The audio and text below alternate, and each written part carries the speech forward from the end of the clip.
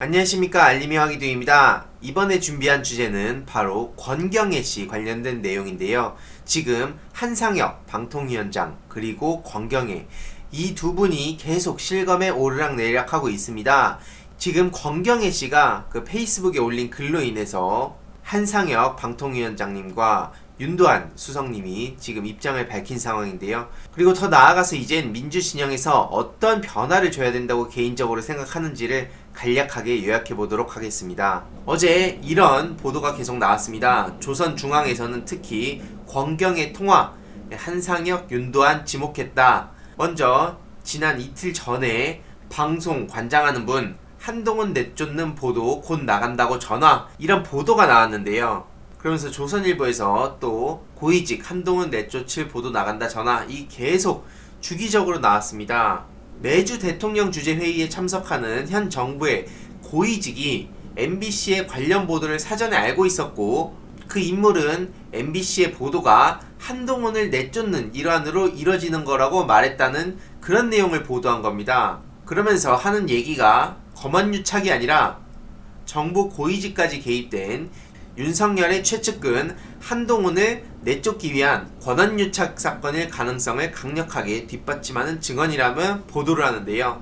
검언유착, 권언유착, 이게 뭔지 다들 아시죠? 한마디로 검언유착은 지금 이동재와 한동훈의 문제입니다. 검찰과 언론의 문제를 지금 한동훈 측이 본질을 외면하게 만들려고 지금 프레임을 짠 게 권언유착입니다. 그래서 저렇게 조선일보에서는 권경애 변호사한테 전화를 건 인물로 한상혁 방통위원장과 윤도한 국민소통수석 정도를 꼽는다면서 대문짝만하게 이름을 박았습니다. 이에 다른 언론사에서도 계속 저렇게 한동훈 내쫓을 보도 나간다고 전화받아 권언유착 의혹 불붙나, 이런 식으로 퍼뜨리기 시작했는데요.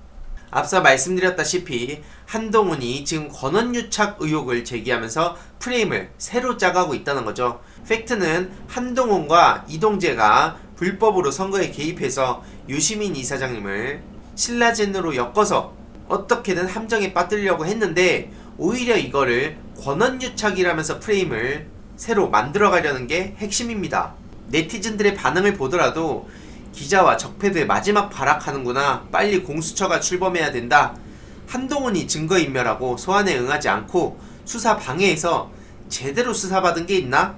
본인이 깨끗하다면 적극적으로 수사를 받아서 해명해야 되고, 이동재가 본인을 사칭했으니 이동재를 고소해야 되는데 이상하게 절대 고소를 안 한다. 그래서 이 사건은 특검으로 가든지 공수처로 가든지 해야 되는 사건이다. 이게 핵심이죠. 지금 중요한 건 한동훈이 도대체 얼마나 대단하면 기자들이 저러냐, 이런 댓글들이 지금 추천을 압도적으로 받고 있는데요. 애초에 이건 이동재 전 기자가 한동훈의 이름까지 팔면서 그런 녹취록이 담겨 있습니다. 증거가 나왔는데도 불구하고 오히려 한동훈은 계속 모르쇠로 일관하고 있고요. 한동훈이 정말 억울하다면 수사에 적극적으로 협조해야 정상입니다. 근데 오히려 수사를 회피하고 압수수색 영장을 들고 온 정진웅 검사랑 무슨 6탄전 난투극을 벌인 것처럼 또 프레임을 짜고 있고요. 언론 플레이 그렇게 실컷 하면서 본질을 또 외면하게 만들었습니다. 중요한 건 한동훈이 공무집행 방해를 했다는 게 팩트고요. 핸드폰 포렌식도 계속 거부하고, 정작 중요한 건 이동재를 고소를 왜 안 하냐는 거죠. 그래서 이런 검언유착을 권언유착이라고 프레임을 짜고 있고요. 애초에 녹취록도 없다고 했는데 녹취록 지금 본인들이 당당하게 공개를 하고 있습니다. 이 자체만으로도 이 본인이 여태까지 수사를 하던 검사로서 이런 상황이었다면 그냥 넘어갔을까요? 상식적으로 말이 안 되는 거고요. 본인이 검찰을 못 믿겠다고 얘기하는데 무슨 말이 더 필요 있습니까? 그럼 우리 국민들은 검찰 믿어도 되는 거 맞습니까?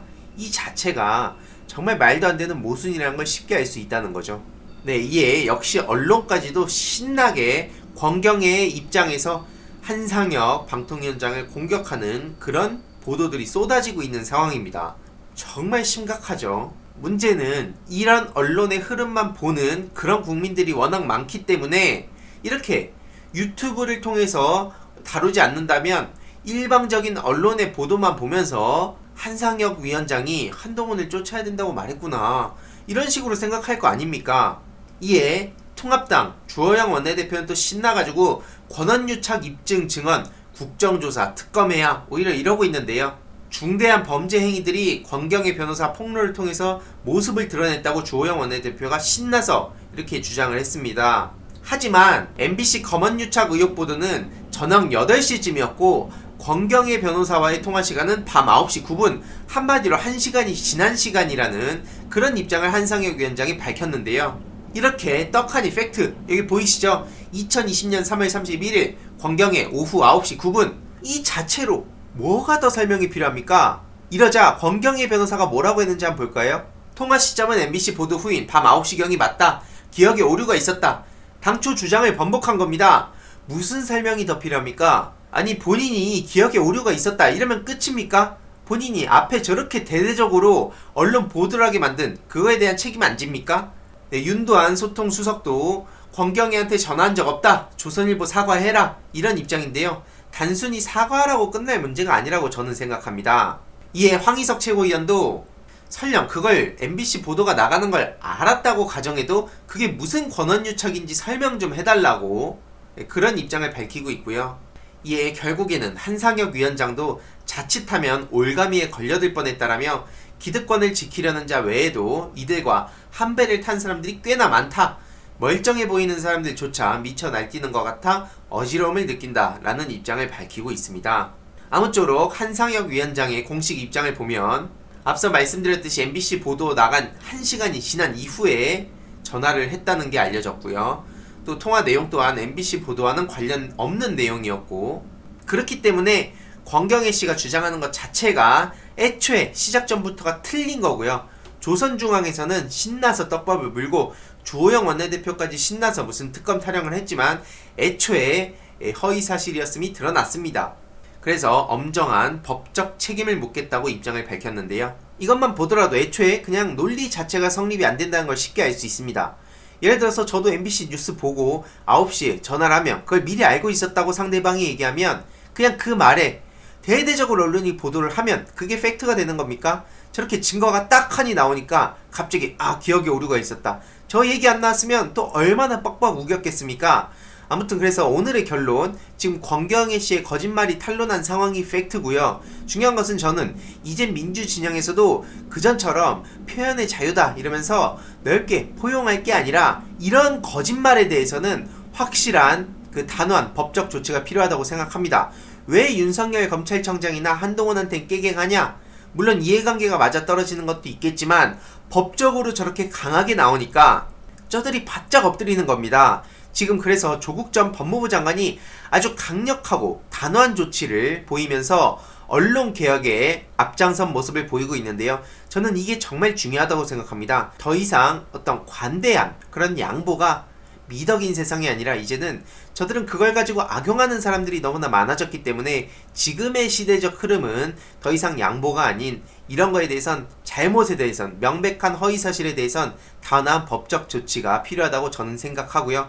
이 흐름만 바뀌더라도 정말 많은 게 변할 거라고 저는 생각을 합니다. 아무튼 그래서 조국 전 장관의 소식 꾸준히 전해드릴 예정이고요. 또 한동훈 그리고 추미애 법무부 장관의 인사가 아마 오늘 있지 않을까 싶은데 다음 영상에서 그 소식도 전해드리도록 하겠습니다. 아무튼 오늘도 유익했다면 구독, 좋아요, 알림 설정 부탁드리고 주위에도 널리 공유 부탁드리겠습니다.